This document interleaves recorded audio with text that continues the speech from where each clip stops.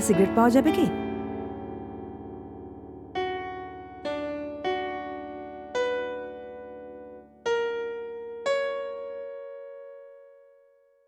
এমনি নয়, ঠিক আছে? এটার পয়সা দিয়ে দেবো।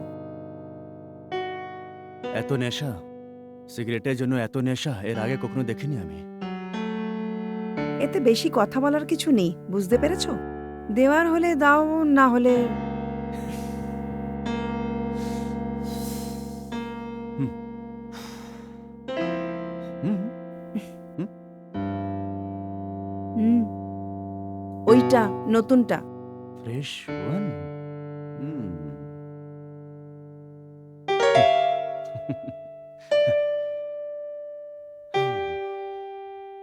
নতুন চাই। হুম। হুম। ও,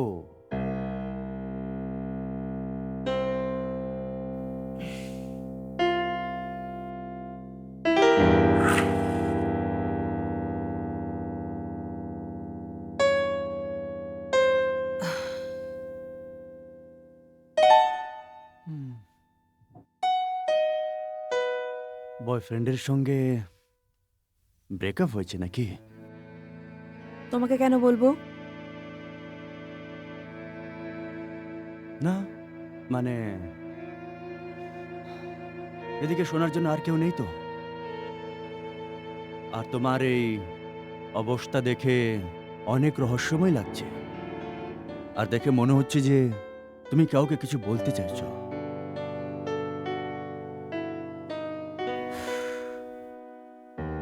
আরেকটা হবে কি? এটা তো তাড়াতাড়ি শেষ হয়ে যাবে।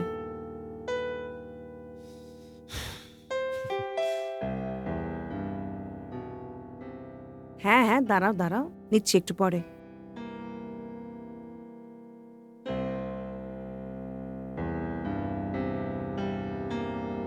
এনিওয়ে, হ্যাঁ, আমার নাম মোহিত। হুম। আর ছেলেরা আমাকে ভয় পায়। না, সব ছেলেরা নয়। আমার মেয়ে সাজার খুব শখ। জানেন কেন? কারণ আমি লোকেদের চোখে একটু আলাদা। আলাদা হতে চাই। কারণ আমি আলাদাভাবে একটা নতুন জগৎ করতে চাই। তার জন্যে আমাকে একটা নতুন রূপে সাজতে হবে। তাহলে এখন থেকে আমার নতুন স্বপ্নের যাত্রা শুরু। Let's see the next.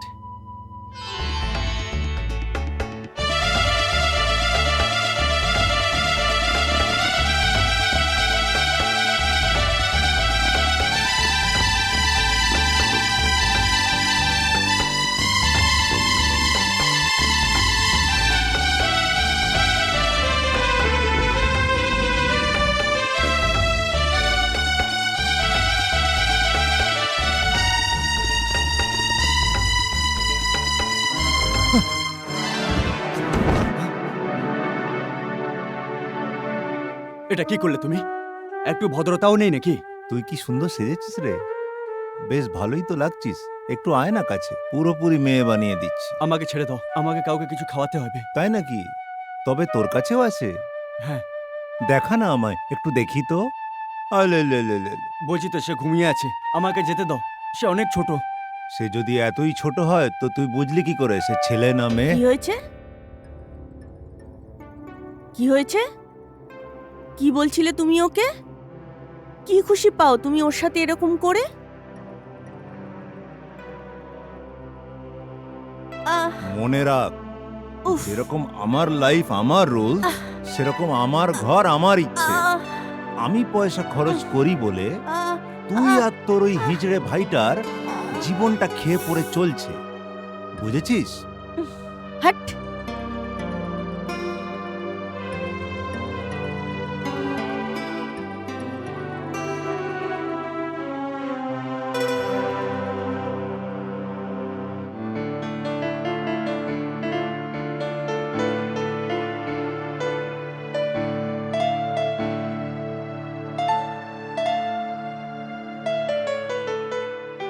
দিদি, হুম, সে কোথায়?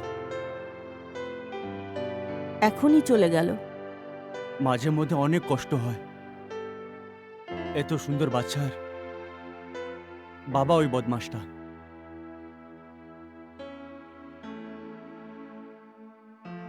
আমি তোকে বলেছিলাম না, ওর সব কিছু তুই হবি। যখন আমি এই পৃথিবীতে থাকবো না, তখন ওর মা বাবা সব তুই হয়ে যাবি।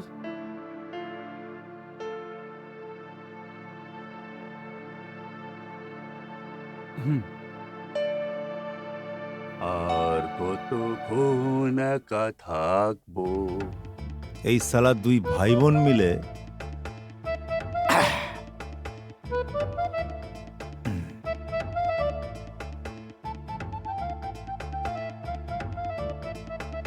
এসে গেছিস আমার মুডের 12টা বাজাতে। একটা নিয়ে দেখ। না না, আই এম ওকে। আরে নিয়েই দেখ না।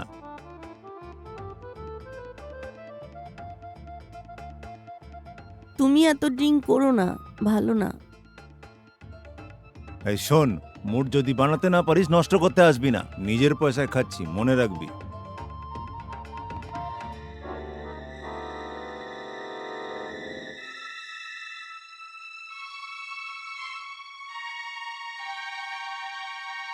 আর খেও না, খেও না। আচ্ছা, তুই চাস আমি আর না খাই? হুম, তাহলে এর চেয়ে বড় নেশা কিছু চাই। চলো বিছানায়, যা চাইবে করবে। কি রোজ ওই বিছানা? নতুন কিছু করি, একটু আলাদা। কি এখানেই হোক না কিছু? হুম,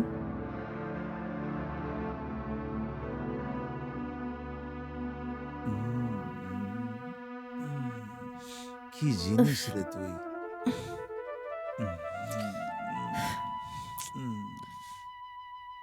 আরে এসো না।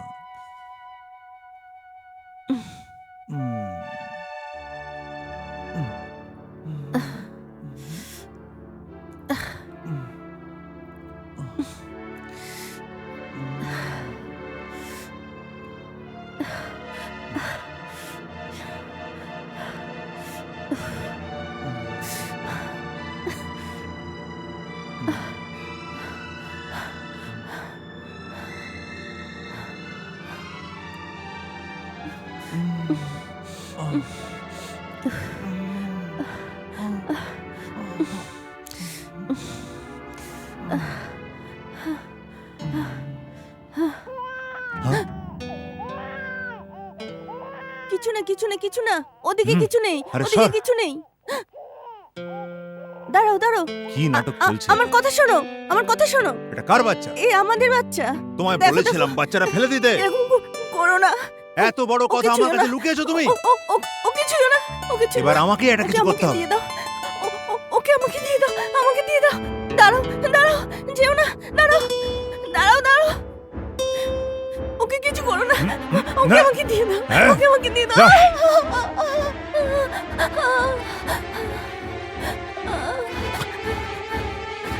আরে এ শালা আবার কি?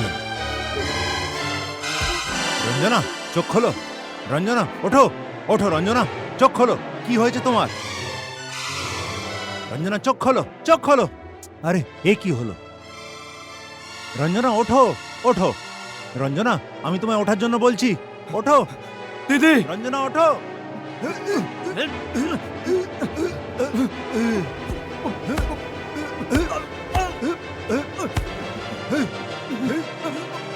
আজ তোকে ছাড়বো না শালা হিজড়ে কোথাকার। আমার হাতেই মরবি তুই।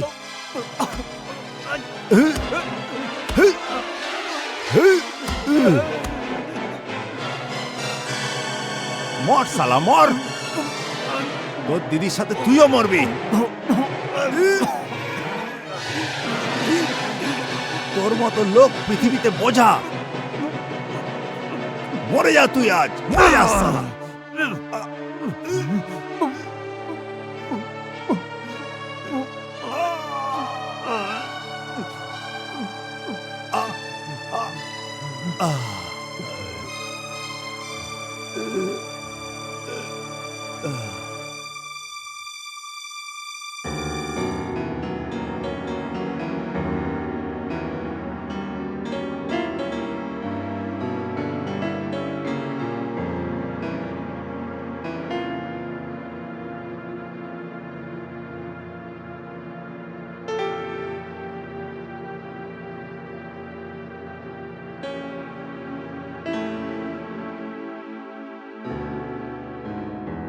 এই সরো তো, এই সরো সরো, আসুন স্যার আসুন।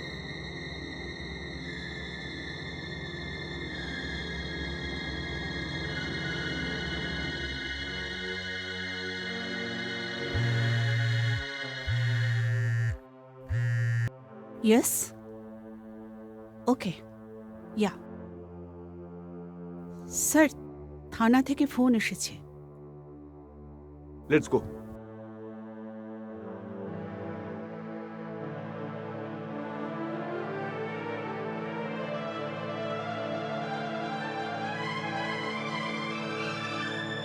স্যার কি মনে হচ্ছে?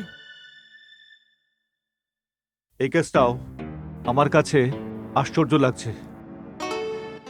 আশ্চর্য মানে? এটা কোনো সাধারণ মার্ডার নয়। আমারও তাই মনে হচ্ছে স্যার, আপনি একদম ঠিকই বলছেন। এটা শুধু একটা মার্ডার কেস নয় স্যার, কিছু একটা রহস্য। আমার মনে হচ্ছে হ্যাঁ বলো। এমনিতে তো আমি সব দেখে নিয়েছি, কিন্তু একটা ডাউট আছে। এরকম ভাবে মারার মতো আমরা আগেও দেখতে পেয়েছি। সুমো, সব দেখে নিলে এত তাড়াতাড়ি? আগে পোস্টমর্টেম করে ওর ফরেনসিক রিপোর্ট তো তৈরি করো, তারপরে যা বলার আছে বলো। ওকে ঠিক আছে স্যার। চলো চলো নিমিতা। রিমি, হ্যাঁ সুমো, শোন না, আমাকে সুমো না বলে অন্য ভালো নামে ডাক না। তাই নাকি? তোর তুই জন্য আগে ভালো করে এই ফরেনসিক রিপোর্টটা তৈরি কর, তারপরে দেখছি তোর ব্যাপারটা কি করা যায়। বুঝেছিস? দেখ না, তোর জন্য আমি কত বডি ওয়েট লুজ করেছি। আচ্ছা, দেখে তো লাগছে না। আরো ফিটের দরকার। হুম, নিজের কাজের দিকে মন দাও, সেটাই ভালো হবে। তোমরা মেয়েরা না।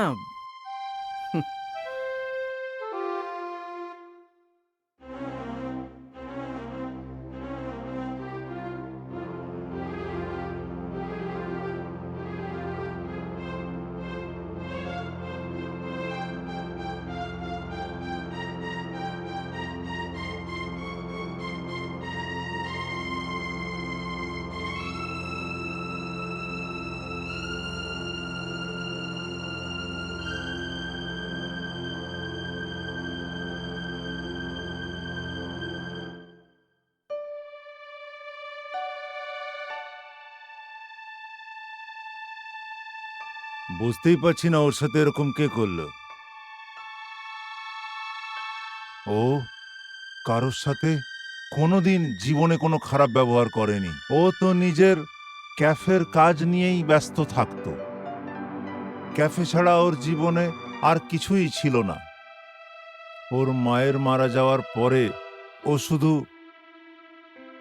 শুধু আমার আর ওই ব্যবসার খেয়াল রাখতো, তাছাড়া কিছুই ছিল না।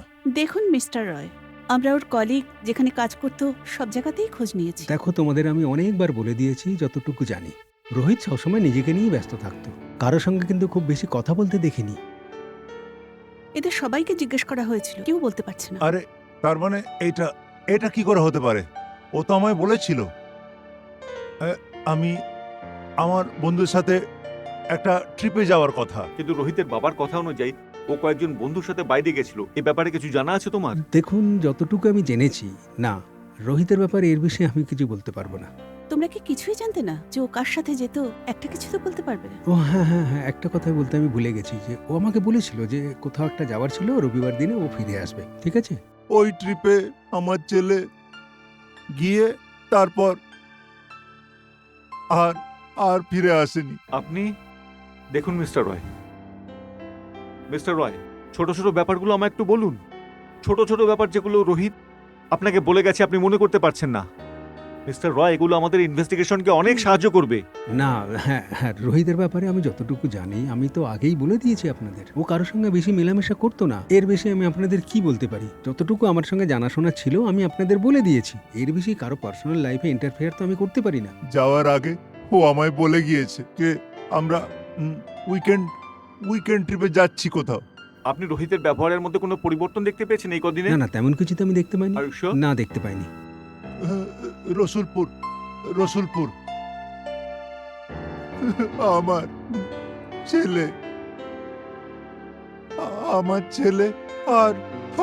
ছেলে আর ফেরত এলো না। আশা করি আপনারা আমার কথাটা বুঝতে পেরেছেন। এর বেশি আমি আর কি বলতে পারি আপনাদের, তবে আমার সময়টা একটুখানি মাথায় রাখবেন। হুম হুম। ঠিক আছে। আমার কফি শপে যখন এসেছেন আপনারা, দয়া করে কফি না খেয়ে যাবেন না। Thank you. Thank you. Welcome.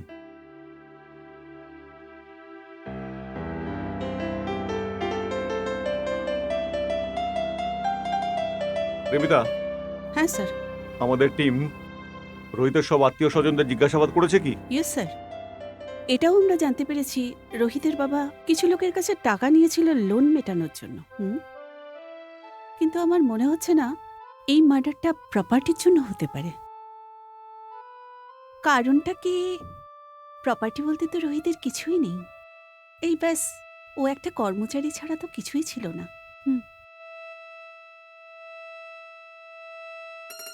Right.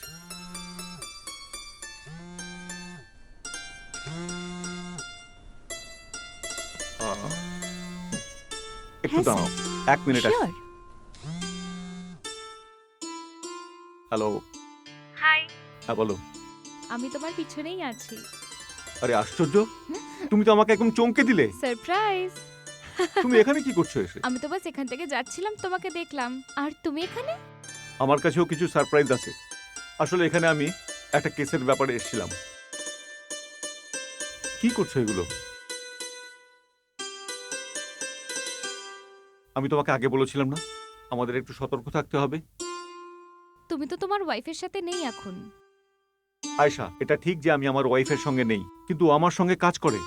আচ্ছা, তো ইন্সপেক্টর অন ডিউটি, তাহলে যাওয়া উচিত। আমি কি তোমার কিছু হেল্প করে দিই? হ্যাঁ প্লিজ, এখানে তো ট্যাক্সিও পাওয়া যায় না। ট্যাক্সি ডেকে দিচ্ছি। হুম। ট্যাক্সি।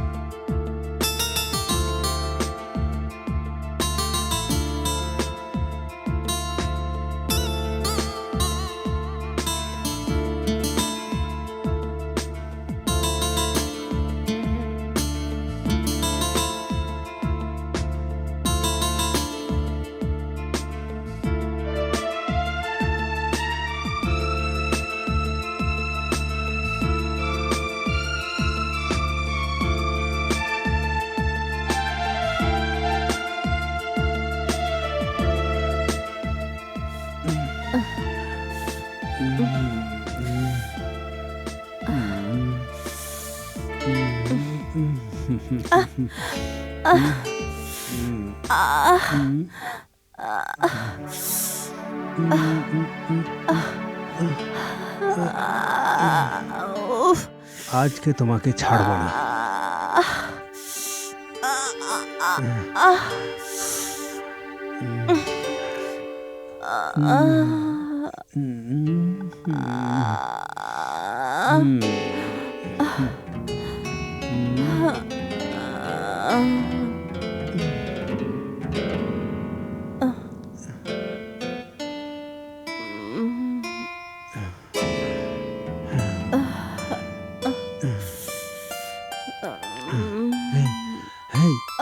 ওঠো ওঠো, উঠবে তো। এই একবার মরে দেখাও না। কেন? মরার পরে তুমি কত সুন্দর লাগবে জানো? হ্যাঁ, এমন ভাবে দেখছো কেন? ছাড়ো আমাকে। হ্যাঁ, জানো কেন? কেন? মরে গেলে শরীরে আর নড়াচড়া হবে না। তুমি আমাকে কেন মারতে চাইছো?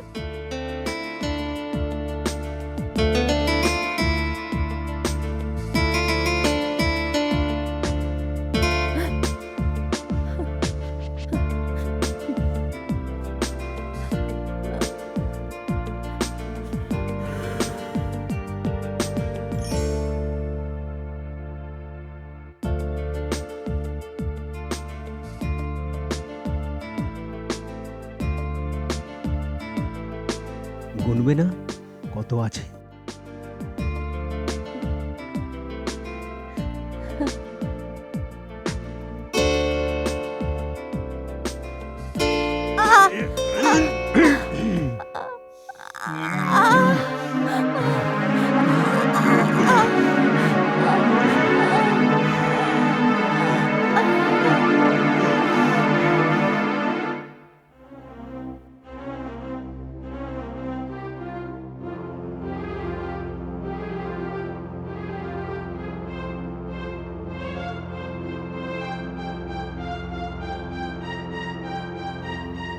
হ্যালো, সুমো বলছি।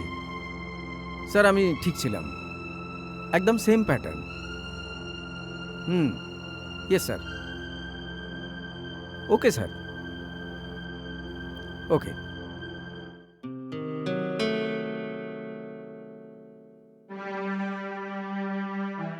ভিকটিমের নাম রোহিত দত্ত রায়। এ হলো একজন শেফ বাই প্রফেশন। খুবই ভদ্র এবং স্বচ্ছ পরিবার থেকে উঠে আসা মানুষ, যার কোনো ক্রিমিনাল রেকর্ড নেই, না পার্সোনাল লাইফে না তার প্রফেশনাল লাইফে, না কোনো সিরিয়াস রিলেশনশিপ, না কোনো ব্যক্তিগত ভালোবাসা। শুধুমাত্র একটা অ্যাক্টিভ টেন্ডার প্রোফাইল ছাড়া, যেখানে লেখা ছিল not for one extra. What the hell! উনি যেই বা হোক না কেন, পুরুষ অথবা মহিলা, সে রোহিতের গাড়িটা নিয়ে ওর লাশটাকে অন্য জায়গায় সরিয়ে দেওয়ার কাজে ব্যবহার করেছিল। সেই কারণে আমরা রোহিতের গাড়িটাকে ক্রাইম সিন থেকে 2 কিলোমিটার দূরে খুঁজে পেয়েছি। সে খুবই চালাক ছিল, আর ওর ফোন কিভাবে অ্যাক্সেস করবে সেটাও জানতো। সেই জন্য নিজের পরিচয় গোপন করতে হয় ফোনটাকে গায়েব করেছে, না হলে ফোনটাকে বাজেভাবে ভেঙে ফেলেছে। I think let's find everyone, the friends of Rohit. এদের লিস্টটা অনেক বেশি হবে আমার মনে হচ্ছে না। রোহিত তো কারোর সঙ্গে মেলাজোলা করতো না বেশি, 2-1 বন্ধু হবে হয়তো, তাদের ইন্টারোগেট করলে। আরে ইন্সপেক্টর সাহেব, আপনি যতটা সহজ ভাবছেন ততটা কিন্তু নয়। কিন্তু আমাদের অ্যাটপসি এক্সপার্ট সুমন, সে কিন্তু এই ব্যাপারে অন্য কথা বলছে। আচ্ছা শোনো, ফটোটাকে একটু চেঞ্জ করো প্লিজ। আমাদের প্রথম ভিকটিম অমিত তিওয়ারি আর রোহিত দত্ত রয়, এদের দুজনকেই একই রকম ভাবে খুন করা হয়েছে। Pattern of murder is same. কেউ এদের ঘাড়ের মধ্যে ধারালো অস্ত্র দিয়ে আঘাত করেছে, সেই জন্যই এই চিহ্ন পাওয়া গেছে। দুজনেই যথেষ্ট শক্ত সমর্থ মানুষ, বয়স 25 থেকে 30 বছর। দুজনেই যথেষ্ট ভালো ভদ্র পরিবার থেকে এসেছে। দুজনেই তাদের প্যাশনকে কেরিয়ার বানাতে চেয়েছিল। একজন উদীয়মান ক্রিকেটার আর দ্বিতীয়জন অ্যাসপায়ারিং শেফ। দুজনকেই 1 বছরের মধ্যে আলাদা আলাদা জায়গায় মারা হয়েছে। দুজনের ফোনকেও গায়েব করা হয়েছে। দুজনের শরীরে একই রকম আঘাতের চিহ্ন রয়েছে। দুজনকে মারার প্রক্রিয়াও একই রকম ওয়েপন দিয়ে। এখান থেকে জানতে পারা যায় যে এটা কোনো সহজ খুনির কাজ নয়, এটা একটা সিরিয়াল কিলিং এর ব্যাপার। আচ্ছা ইন্সপেক্টর রিমিতা, একটা কাজ করো, জি। দুজন ভিকটিমেরই ফোন কল রেকর্ড চেক করো। দেখো দুজনের মধ্যে কোনো কমন নাম্বার বেরোয় কিনা। যে কমন নাম্বারটা বেরোবে সেই হবে আসল খুনি, ঠিক আছে? ঠিক আছে স্যার।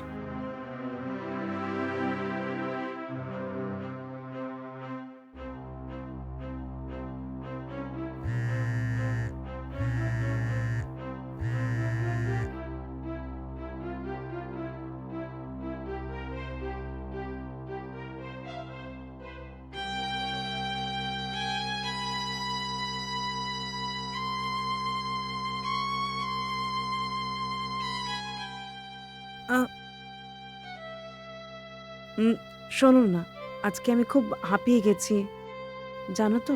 আজকে আমার অফিসে প্রচুর কাজ ছিল। আমরা কালকে করি যদি তুমি চাও। হ্যাঁ, আচ্ছা তাহলে আসলে তোমার ইচ্ছাটাও থাকা দরকার। আসলে ব্যাপারটা হলো, আমি নিজেও এত কাজের ঝামেলায় জড়িয়ে রয়েছি যে তোমার ওপরে যে কাজের কত প্রেশার থাকে সেটা মাঝে মাঝে ভুলে গিয়ে থাকি। I love you. Thank you so much আমাকে বোঝার জন্য।